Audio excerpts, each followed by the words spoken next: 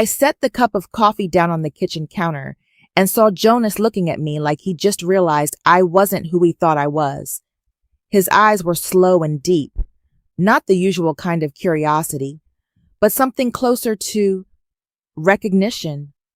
I didn't understand what was happening yet when Jonas spoke, very softly, like he was afraid his voice might break the air.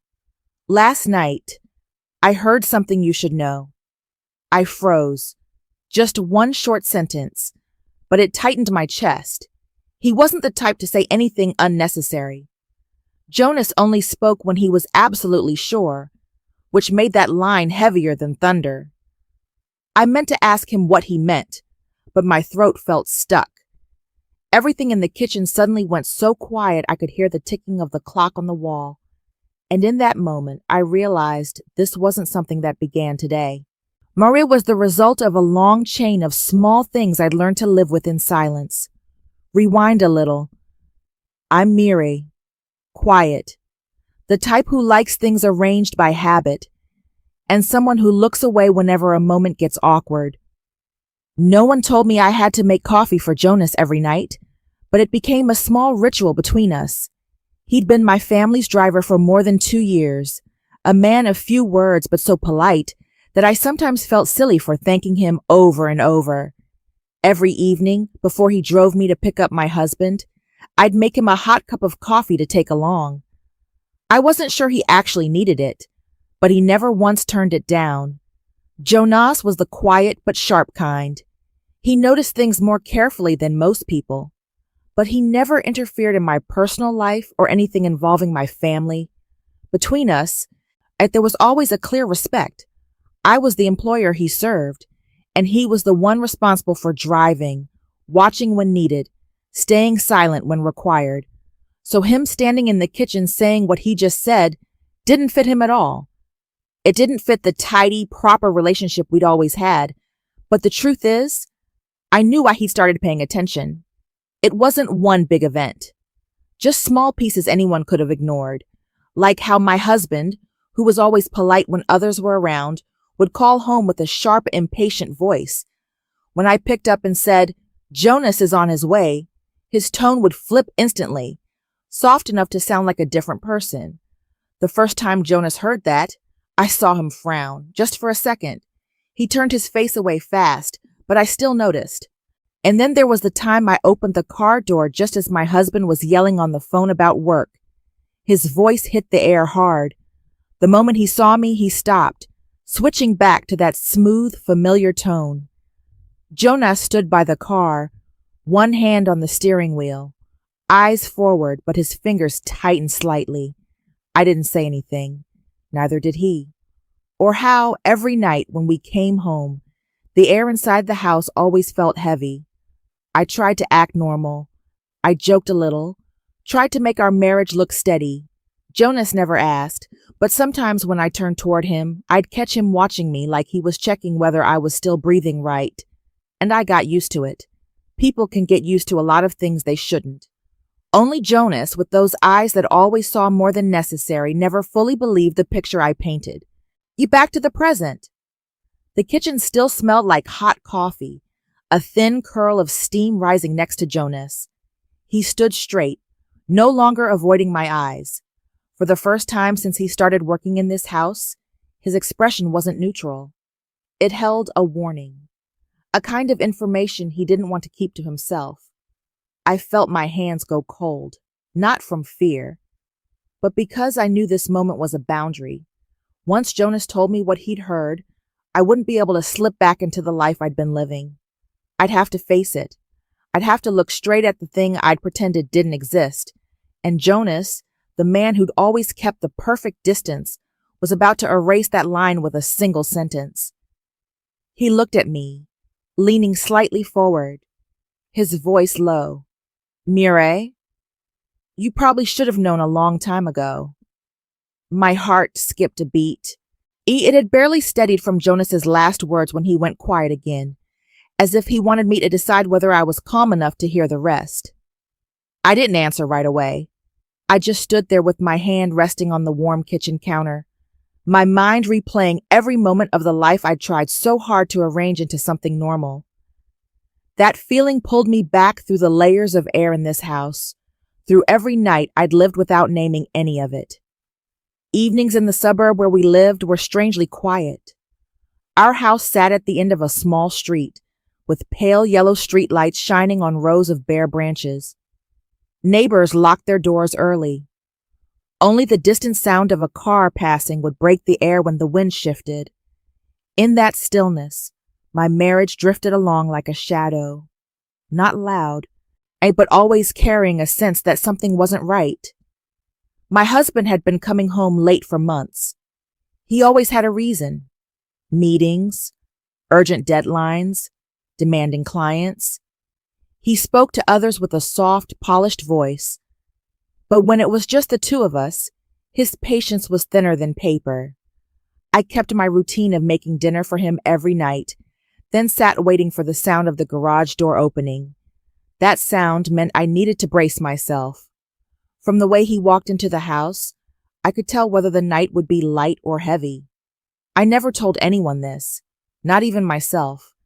I just thought every marriage had hard phases. Jonas was the one who saw those moments most clearly, not because I said anything, but because he was there in the seconds I couldn't hide. There was a time when I got into the car and felt a small sting in my left wrist after bumping into the edge of a table. Jonas happened to be opening the door for me then. He saw the slight wince when I moved and brushed against the bruise. I pulled my hand back on instinct, hiding it fast, mumbling that I'd hit the car door the day before. Jonas just nodded. He didn't ask anything. But in the rearview mirror, after we'd been driving for a minute, I saw him glance down at his own hand like he was trying to figure out whether that bruise really looked like a car door accident. I thought I was hiding things well. Turns out I wasn't. Another time, because I walked out 1 minute late, my husband said straight into the phone that I had terrible time management. Jonas stood nearby, his hand tightening slightly on the car door. He didn't look at me, didn't look at my husband, but the air shifted in a way that was impossible to miss, like he'd collected another piece of a puzzle he didn't want to be putting together. After that day, Jonas drove a little slower, as if giving me more time before stepping into a place that drained me. He checked the rearview mirror more often. Not in a nosy way, but in a way someone does when they're making sure another person is still breathing. The change was subtle enough that no one else would notice, but I felt it. I kept telling myself Jonas was just being extra considerate, but deep down I knew he'd seen something I was still trying to hide. Worse, he saw it more clearly than I did. I never said anything that should have worried him, but his actions said the opposite. Every time I stepped out of the car, he watched to see if I moved slower than usual. Every time he dropped me off, he waited a few extra seconds before driving away, as if making sure I was all right before I walked through that door. Even so, there was a principled silence between us. He knew the boundary. I did too. We never crossed it. Not until last night, when Jonas heard something that forced him to break that silence. In the kitchen, the warm light fell across Jonas's face. I saw the hesitation there. Not fear, but the understanding that once he spoke, nothing would be the same. I wasn't sure I was ready to hear it, but I knew that if I stayed quiet, I'd lose the only chance to finally face what I'd avoided for too long. The house was so quiet I could hear the refrigerator humming. And in that stillness, every crack I'd tried to patch over showed itself as clearly as sunlight hitting fractured glass. I didn't need Jonas to explain everything. Just seeing him standing in front of me, his shoulder tilted slightly, as if he wanted to gently catch something about to break, I understood. This didn't start last night. It started a long time ago. It just hadn't been spoken out loud. Jonas let out a quiet breath, his eyes never leaving mine. That feeling like a thin stretch of air pulled tight between us made one thing painfully clear. Jonas would be the key to the part of the truth I could no longer hide. From the moment he warned me with that look in his eyes, the days that followed stopped drifting by the way I tried to believe. Everything I'd ignored began rising to the surface, layer by layer, and so clear I couldn't pretend not to see it anymore. Every action from my husband piled up like tiny thorns, pressing into the places I once thought were strong enough to cover. His dismissive behavior escalated so fast I couldn't keep up. One morning, just because I spilled a few drops of water on the kitchen counter, my husband's face turned red as he yelled at me like I'd ruined the most important thing in his life. I stood there wondering when a few drops of water became something he couldn't control himself over. The next afternoon, he texted me demanding that I rearrange my entire personal schedule to match his. "Don't go anywhere without telling me," he wrote. The words looked harmless, but they tightened around me like a rope. More messages followed one after another. "Where are you? Come home now." No reason, no explanation. Just commands. Everything happened so quickly I felt like I was watching a series of scenes cut too sharply. His words turning into blades. The slam of the door when he left, the heavy footsteps when he came home, the sound of my own breath as I tried to stay calm. They blended together into a fast, cinematic rhythm with no space to breathe. Jonas saw more than I thought. One time he arrived early to drive me to pick up my husband, but he stayed outside the door a few seconds longer than usual. At that moment, my husband was scolding me over something unbelievably small. I'd put a towel in the lower drawer instead of the upper one. Jonas heard it. I knew because when I opened the door, his face went rigid. He didn't dare look directly at me, afraid his reaction would show too much. I said calmly, "It's fine." Jonas gave a small nod, but it carried so much weight. And then I started waking up. I realized I'd been shrinking. My voice had gotten softer, my steps lighter, trying not to bother anyone, trying not to do anything wrong that might set him off again. I realized I apologized even when I'd done nothing wrong. I'd gotten used to putting my feelings at the bottom of the list. Worse, I saw myself doing everything possible to keep my husband satisfied, even when it made me smaller. While I was folding myself inward, Jonas seemed to be opening his eyes wider. Every time I got into the car, he glanced quickly at the mirror to check if I was all right. When my husband sent message after message, he could hear my phone buzzing nonstop. Jonas never asked, but there was something in his eyes that felt like he wanted to help, even though he always stayed within the line between us. Still, that boundary kept thinning. I don't remember the exact moment I finally saw the whole picture, but I remember perfectly the moment it collapsed right in front of me. One evening, right after Jonas turned off the main road, my phone buzzed. The message lit up on the screen, "Don't do anything stupid." I'd seen controlling messages before, but this one was different. It crossed a line he'd only stood near until then. Street light slid across the windshield, reflecting onto the rearview mirror. Jonas looked at me through the mirror at the exact moment I read it. We didn't say anything, but he definitely saw my face change. Not fear, not anger. It was the moment of awareness snapping on, the kind of light that hurts, but still lights everything. Jonas eased off the gas. He almost like he wanted to give me time to absorb the impact. He didn't ask what the message meant. He didn't have to. My face already told him. And I saw something in his eyes, too. This wasn't marriage tension anymore, no matter how I tried to excuse it. These weren't just cracks. This was something bigger, darker.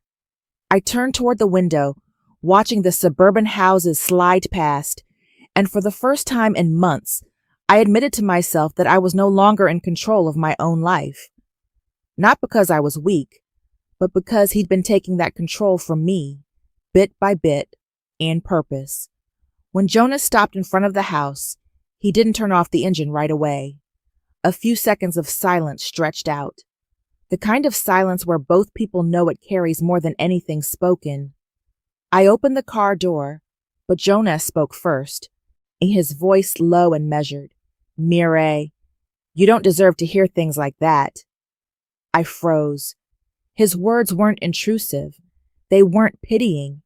They felt like the first real confirmation I'd heard in months that what was happening wasn't normal. And in that moment, I knew the story had reached its threshold. I couldn't pretend anymore. I couldn't shrink any further. I couldn't say, "It's fine," even one more time. I closed the car door and stood at the gate, feeling the air around me hold its breath. Something big was about to flip. I didn't know what it would break first, but I knew it was coming. That night, everything started with a very small action. Jonas went back to the car to grab the jacket he'd forgotten. He hadn't planned to overhear anything, and he wasn't the curious type. But as the garage door opened, he stopped when he heard my husband's voice coming from the nearby office. His voice was low, urgent, nothing like the tone he used with coworkers. Jonas stood behind the wall separating the garage from the hallway, not trying to listen.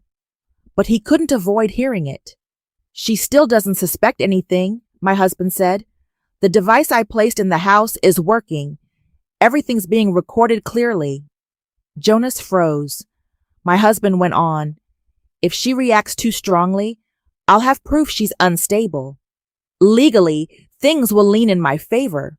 No one trusts a wife who's falling apart." A heavy silence dropped, like even the sounds in the house recoiled from his words. Jonas tightened his hand on the doorframe. He heard my husband give a small laugh. "Most of the assets are under my name anyway. She signs things without reading. It'll be easy." The words weren't shouted. They were calm in a way that chilled. Jonas took a step back. He needed air. He'd suspected something was wrong, but he'd never imagined the scale of it. The fact that my husband had planted a device in the house to monitor me. He never thought he would go that far. Jonas knew that if he did nothing, I wouldn't just be controlled. I'd be dragged under exactly the way my husband had planned. The next evening, the atmosphere in the house was completely different. I could feel something had shifted, though I couldn't name it. Jonas stood closer than usual when I walked into the living room. I thought he just wanted to make sure I was all right, but the truth was he was waiting for the moment he had to speak. My husband was getting ready to leave the house. He put on his coat, adjusted his cuffs with his usual precision, looking every bit the model husband.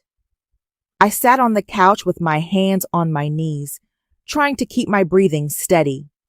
And that was when Jonas spoke. His voice was so calm the whole room seemed to echo with its coldness.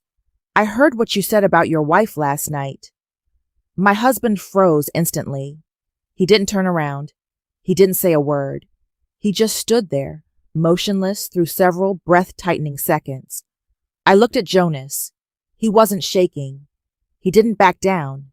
He stood still, hands at his sides, as if he'd just placed the truth in the middle of the room. None of us said anything else. The air thickened, heavy enough that I could feel every beat of my heart, and then a small sound broke through, the keys hitting the wooden table because my husband's grip had tightened too much. He turned around, and his eyes no longer held that polite, controlled look he always wore. There was a flash of shock, then annoyance, then something I'd never seen before, a kind of fear of being exposed. Right then, there was a soft knock on the door. Our neighbor stood outside, holding the bag she'd borrowed from me the day before. My husband hadn't had time to mask his expression before she saw everything.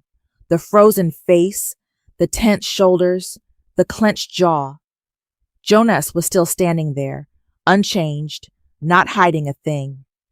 And she had heard the exact sentence that had just echoed in the room.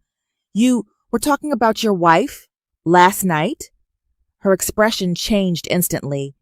And the respect she used to have for my husband, the thing he was always so proud of, disappeared in seconds. It was replaced by a sharp, unmistakable suspicion. My husband realized it too, and that was the moment his mask truly fell. He looked at me, then at Jonas, then at our neighbor. His face kept shifting as he tried to regain control, but his eyes couldn't hide the panic tightening behind them. "You're misunderstanding," he said to me, but his voice was shaky. They misheard. Jonas didn't respond.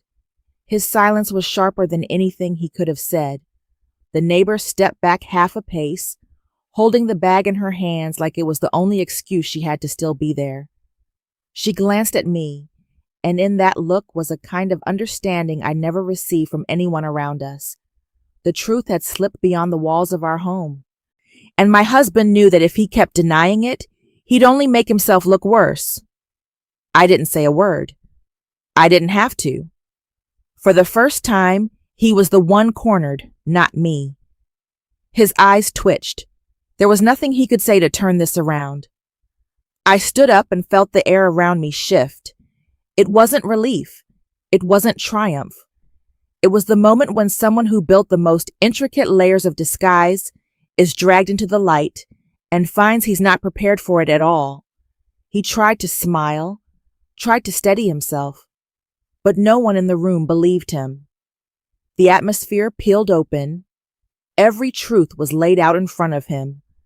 Nothing to deny, nothing to reshape into the image he'd spent years crafting.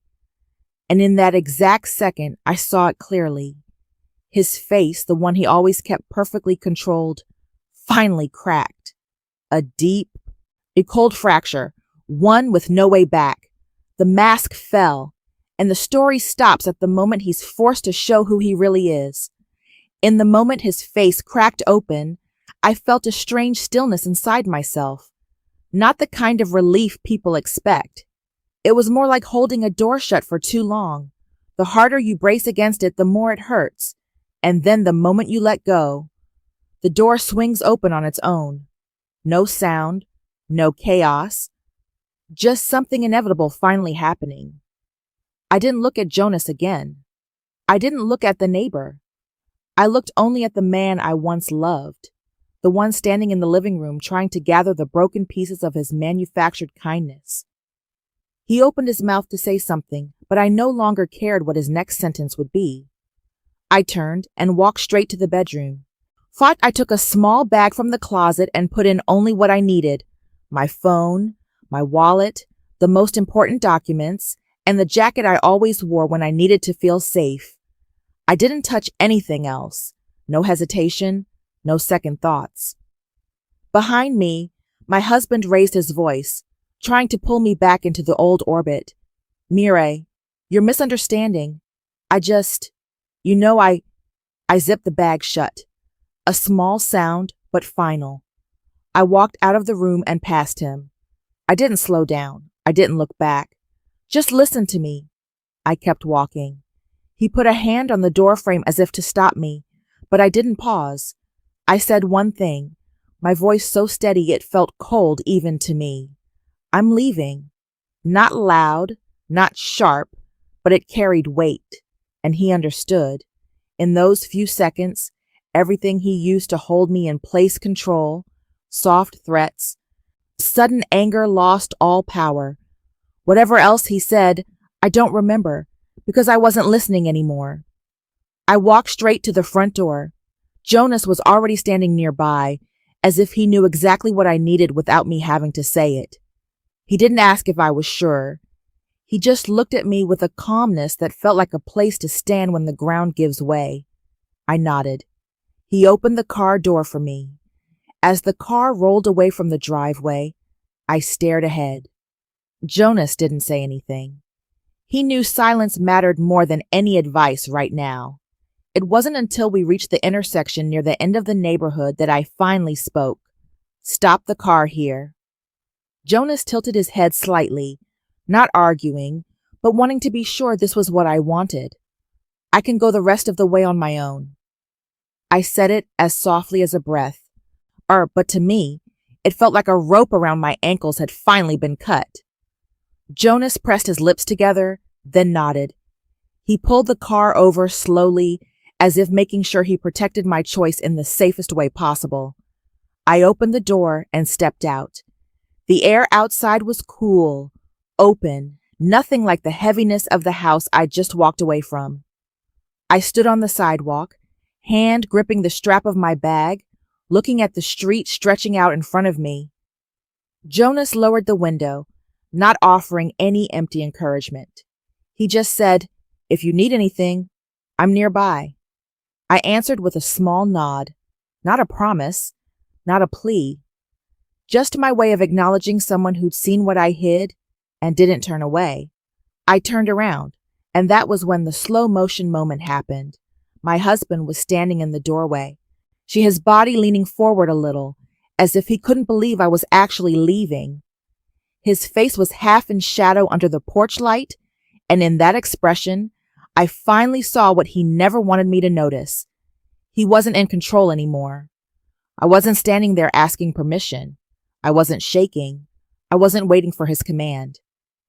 The neighbor was still standing beside him, holding the bag against her chest, and the way she looked at him had changed completely. No more respect, no polite smile, only suspicion, then disappointment, and finally something very close to contempt. I understood then that starting today, it wasn't just me who saw him clearly. The neighbor saw it. Jonas saw it. And worse for him, he saw himself in a way he never had before. I turned back toward the road in front of me. I started walking. With every step, I felt a piece of myself return. My shoulders eased, my breathing leveled out. There was no soundtrack in my head, no sense of victory, just the truth. I was leaving the place that had slowly made me disappear. I found a small hotel in the city center, clean enough, quiet enough. That night, I turned off my phone. I sat on the edge of the bed, listening to the steady hum of the air conditioner, and realized I no longer had to guess anyone's mood. I opened my bag, took out my laptop, and emailed the lawyer I'd been introduced to by an old friend. No long explanation, no storytelling.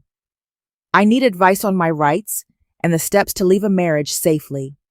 Just one sentence, clear enough. The next morning, I left the hotel early. I bought a simple breakfast and sat alone in a corner. No one knew who I was. No one was watching me.